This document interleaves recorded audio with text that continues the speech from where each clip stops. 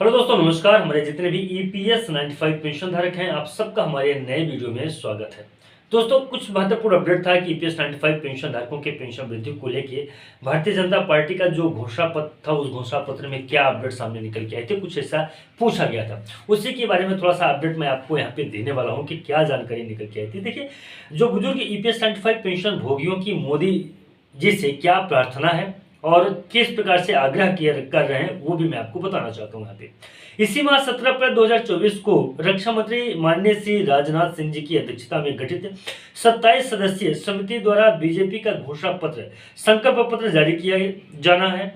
BJP के घोषणा पत्र में समग्र रूप से मोदी जी की गारंटी से लेकर विकसित भारत तक फोकस रहेगा। उम्मीद की जानी चाहिए कि मोदी जी के इस संकल्प पत्र में सबका साथ, सबका विकास, सबका कल्याण से परिपूर्ण स्लोगन में मोदी जी पूरे देश के लिए वचन की मानवता और मानविक भावनाओं की झलकियां भी देखने को मिलेंगी। तो ईपीएस 95 जो पेंशन धारक हैं, कुछ इस प्रकार से उम्मीद लगा के रखे थे। अब आगे मैं आपको बताना चाहता हूं जो इसमें लिखा गया है, जो इस पोस्ट है, उस पोस्ट में क्या अपडेट है कि इसी कड़ी में समग्र देशवासियों, युवाओं, सम्मानित नेताओं, नौकरशाहों, पूंजीपतियों, व्यवसायिक और बुजुर्ग ईपीएस 95 पेंशन भोगियों और उनके परिवारों से जुड़े प्रत्येक व्यक्ति से विनम्रता पूर्वक प्रार्थना करूंगा कि वह बुजुर्ग ईपीएस 95 पेंशन भोगियों की मौजूदा जो दुर्दशा है और उनकी समस्या तथा भोजन, चिकित्सा और मूलभूत आवश्यकताओं की पूर्ति हेतु उन्हें सामाजिक पेंशन दिलाने हेतु अपने अपने स्तर से अटूट प्रयास की कड़ी में जनसंचार और सोशल मीडिया के माध्यम से ऐसा अभियान चलाए कि भारतीय जनता पार्टी सरकार और मोदी जी ने अपने 17 अप्रैल 2014 को प्रस्तावित घोषणा पत्र, संकल्प पत्र, मैनिफेस्टो में ईपीएस 95 पेंशन को सम्मान पूर्वक पेंशन की गारंटी देने को प्रेरित हो जाए।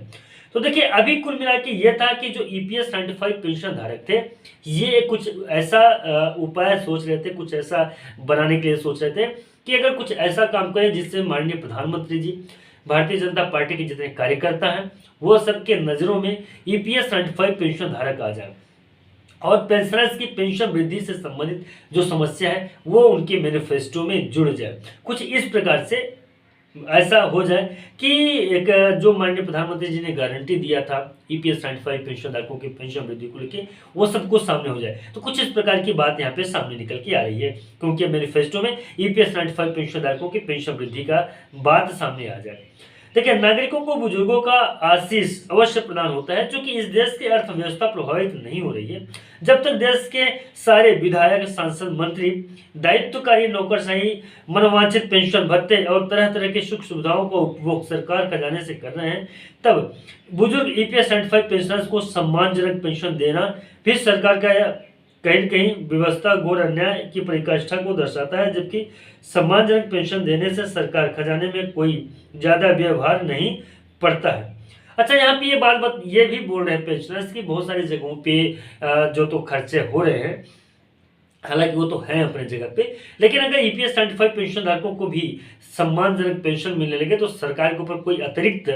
बोझ नहीं पड़ेगा, ऐसा उनका मानना है। देश के खजाने में यह राशि बुजुर्गों के उपकार कल्याण में खर्च करने में उम्र के इस पड़ाव में यातनाएं झेल रहे बुजुर्गों को मोदी सरकार को आशीर्वाद प्राप्त होगा। अंत में समग्र देशवासियों, युवाओं, विधायकों, मंत्रियों, नौकरशाहों, उनके परिजनों से पुनः प्रार्थना है कि कृपया आप अपने अपने स्तर पर बुजुर्ग ईपीएस 95 पेंशनर को सम्मानजनक पेंशन दिलाने में सहयोगी बने। तो अच्छा, ये जो बात है, अब मैं थोड़ा सा आपको विस्तार से समझाने की कोशिश करता हूँ। ईपीएस 95 पेंशन धारकों के लिए जब भारतीय जनता पार्टी का मैनिफेस्टो तैयार नहीं हुआ था, तब की ये बात है। अभी जितने भी ईपीएस 95 पेंशन धारक हैं, पेंशनर्स के मन के अंदर में कहीं ना कहीं ये था